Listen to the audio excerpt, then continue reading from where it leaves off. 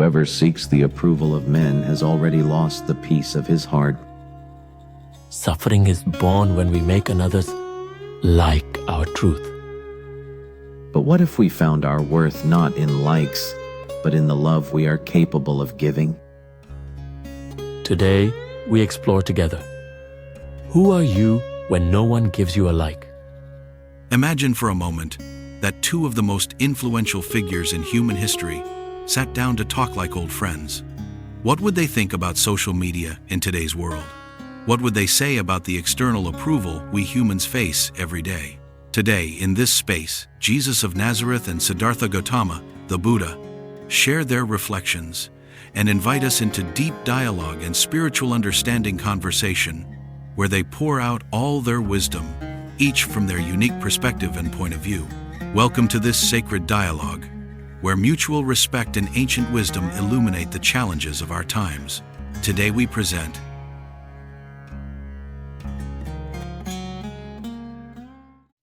My friend, I've been observing something curious these days. I see millions of souls carrying small magical mirrors. I believe they call them phones. And through them, they constantly search for something that never seems to arrive. Oh yes, those digital reflections where each person becomes their own museum curator, displaying fragments of their life while awaiting validation from strangers. It's fascinating how technology has created new ways to perpetuate the same ancient suffering. Exactly. I wonder, when did the human heart begin to beat in sync with notifications? I see mothers comparing their children, young people measuring their beauty in numbers, people who have forgotten what it feels like to be whole without external approval. The illusion of the self has found the most fertile ground it has ever known. In the past, the ego fed on the opinions of family, the village. Now it has access to the validation or rejection of millions. Suffering has become global and instantaneous. Then, dear brother, let us explore together. Who are we really when no one is watching, when no one gives us a like, when there is no audience to applaud? You know, Buddha, what pains me the most is seeing how people have become editors of their own reality. They upload the perfect photo of their breakfast, but don't mention they couldn't sleep due to anxiety. They show their brightest smile, but hide their dawn tears. Don't you think they're drifting away from the truth of who they are? It is precisely this aversion to suffering that leads them to create these digital masks. They believe that if they project perfection, perfection will arrive in their lives. But it is a mirage, dear Jesus. The more they flee from their authentic pain, the deeper it becomes. The real problem isn't social media itself, but the resistance to accepting the imperfect and ever-changing nature of existence. It's true. I always taught that blessed are those who mourn, because in the honest acknowledgement of our wounds we find healing. But these platforms seem to reward the opposite. Blessed are those who pretend perfect happiness, for they shall receive many likes. Exactly. And that pursuit of likes becomes a subtle addiction. Each notification releases a bit of dopamine, creating a cycle. Post, wait, receive validation, need more validation. It's as if they've turned the ego into a slot machine that never stops ringing. What I wonder is, how can we help people remember that their worth lies not in being admired, but in loving? How do we invite them to find fulfillment in giving, not in receiving applause? Your question goes to the heart of the matter, Jesus. The digital ego may be the most sophisticated form of illusion we've ever seen. It allows people to build idealized versions of themselves and then fully identify with those constructs. They forget that the self they project online is just a narrative, not their true nature.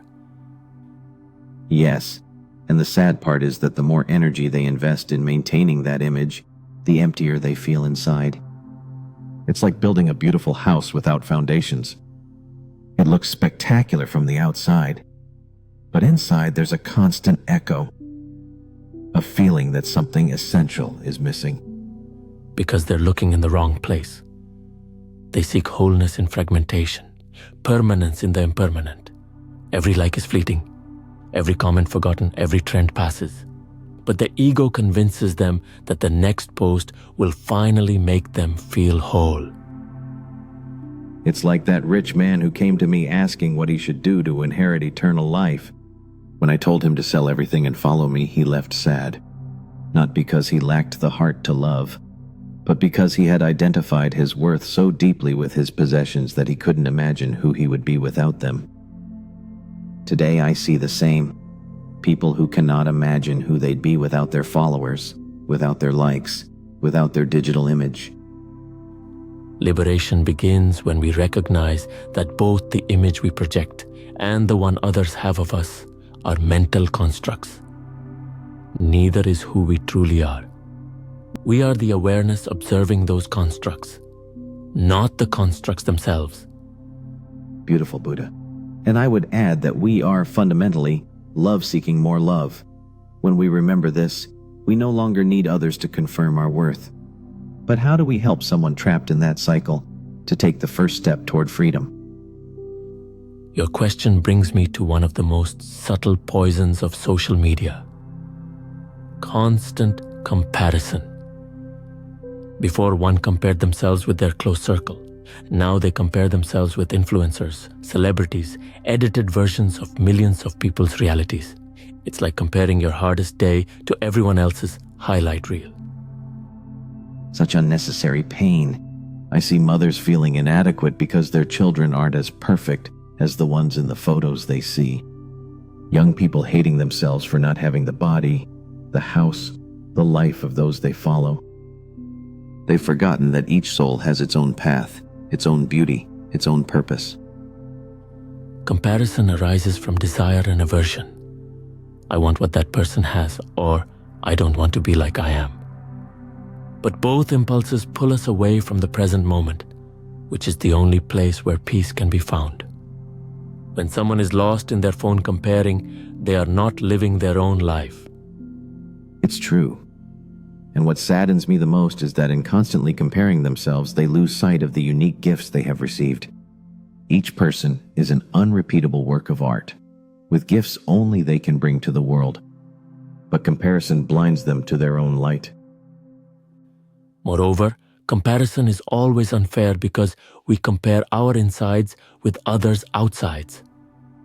We see their achievements, not their struggles, their smiles, not their tears, their successes, not their failures. It's like comparing a polished movie to our blooper reel. I always said, judge not, lest you be judged.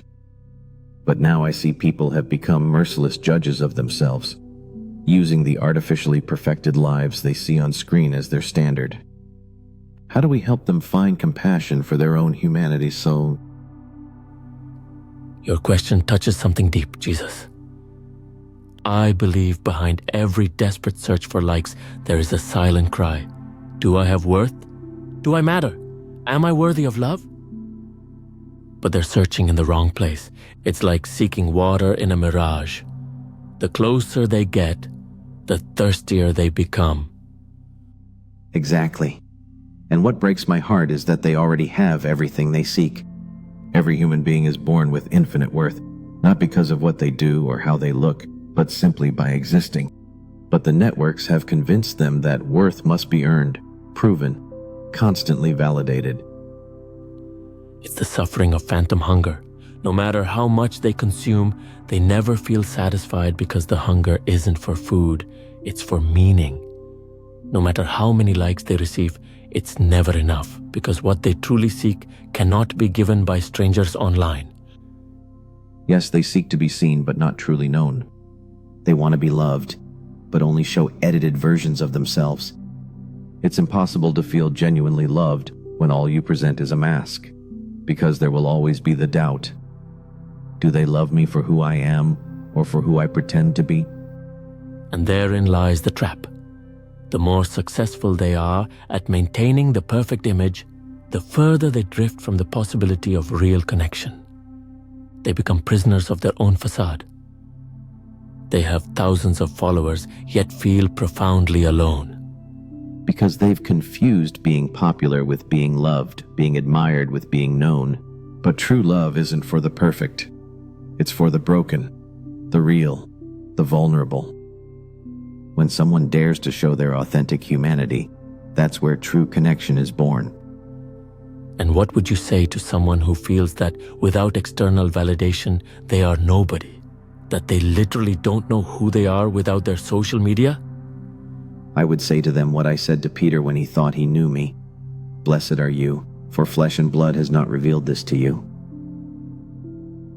Your true identity doesn't come from what others think of you, but from something much deeper.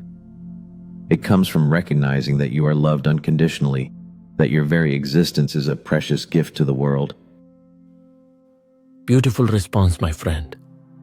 I would add that this authentic identity is found in silence, not in the noise of notifications. When someone sits in stillness, without the phone, without the need to document or share, they begin to rediscover who they are beyond their digital image.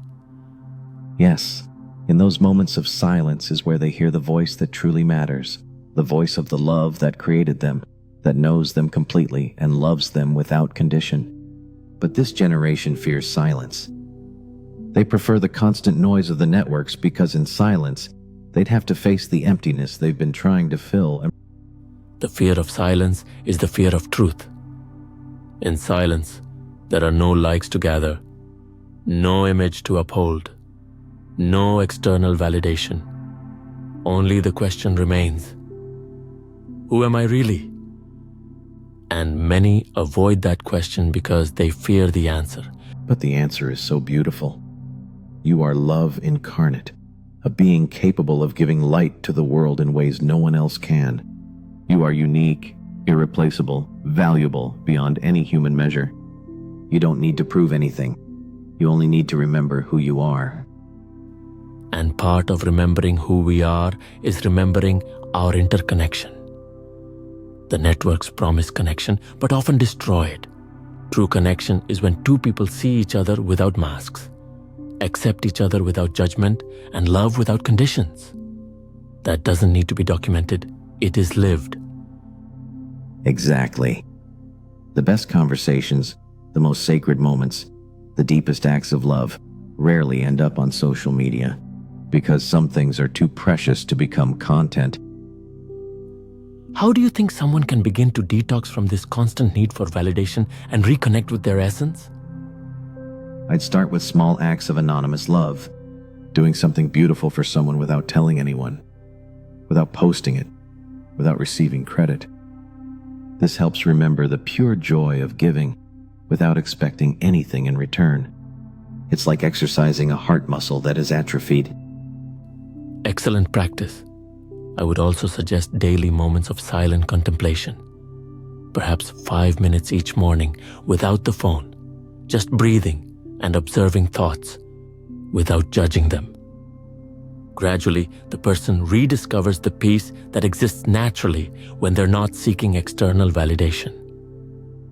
Yes, and I believe it's important to reconnect with prayer or deep meditation. Not prayer to ask for things, but prayer to remember who we are in relation to the sacred. When you feel that divine connection, human approval becomes less urgent. It also helps to practice gratitude for what already exists in their lives, not for what they could post about. Silent gratitude for the breakfast that nourishes your body, for the conversation with a friend, for the moment your child smiles at you. These experiences don't need likes to be perfect. I love that, and I'd suggest beginning to look at others' social media with more compassion. When they see that perfect photo, to remember there's a human being behind it, just as broken and beautiful as they are. That transforms envy into empathy.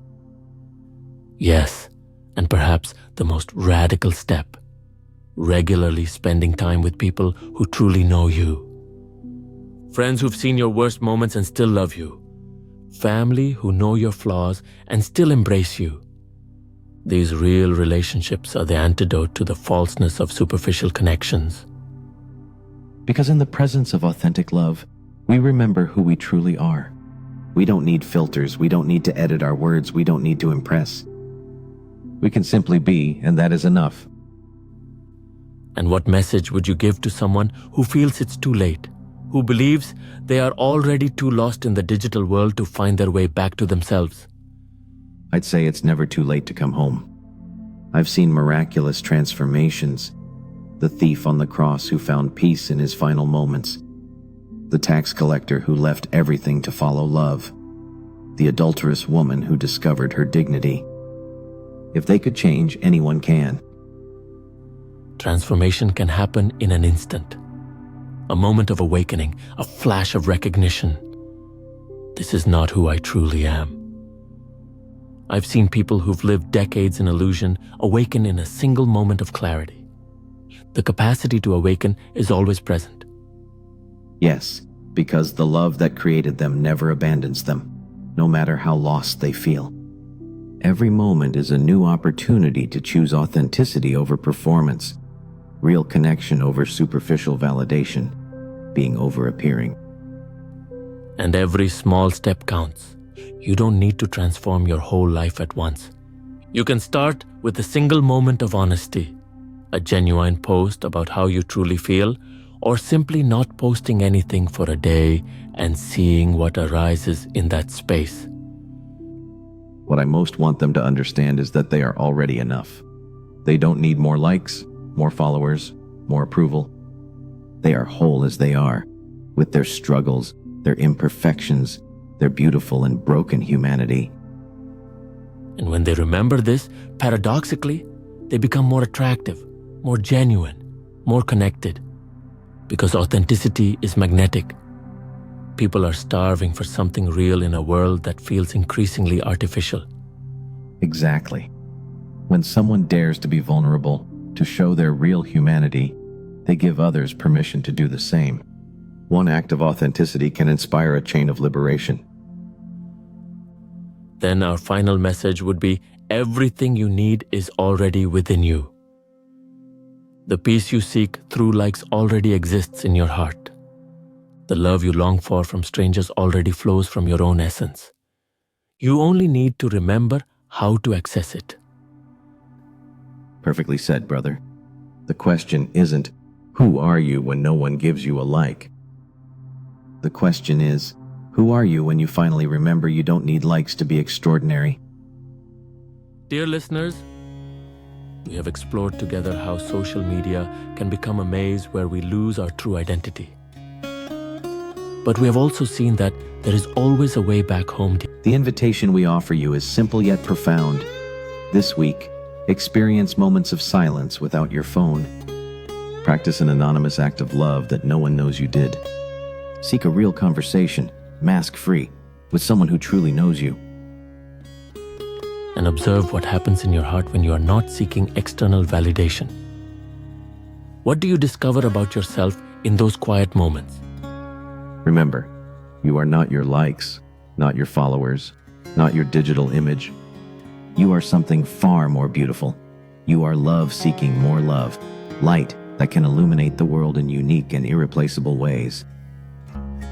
Before we say goodbye, we want to ask you, when was the last time you felt completely at peace with yourself, without the need to document it or share it? What were you doing at that moment? Share your reflections, not for likes, but for the joy of authentically connecting with others who also seek the path to their true self. Until next time, live with presence, love with authenticity, and remember, you are already enough. Peace be with you.